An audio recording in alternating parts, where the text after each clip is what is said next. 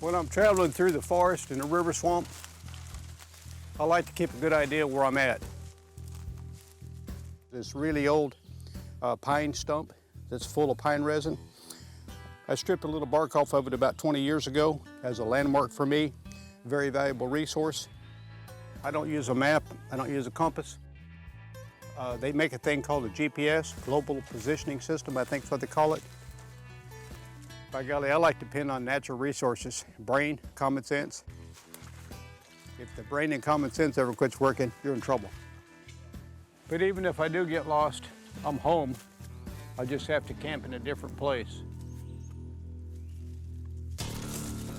In the Faro swamps of Georgia, frontiersman Colbert is in the final throes of trapping season.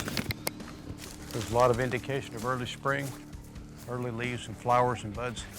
Just got a short time left to harvest furs for the winter trapping season.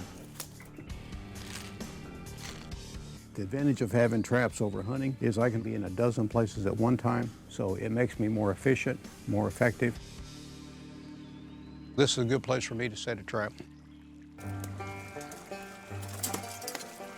This trapping is important to me this year even more than ever because the money that I gained from the pelts that I gather, I'll use it to buy new supplies and rebuild my cabin. I want to put the trap as close to the roots to make this the obvious travel way, and then he'll see the stick and automatically dive underwater to go through it. That looks like a pretty good set. Just about any animal that comes by, get caught in that trap, and I'll have fur. And that's what I'm after.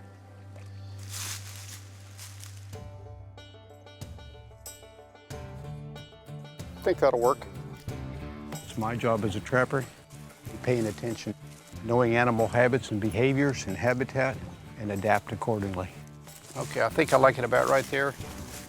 You never know for sure what's going through an animal's mind, but I like to take a little water. So it looks like an otter came up through here recently.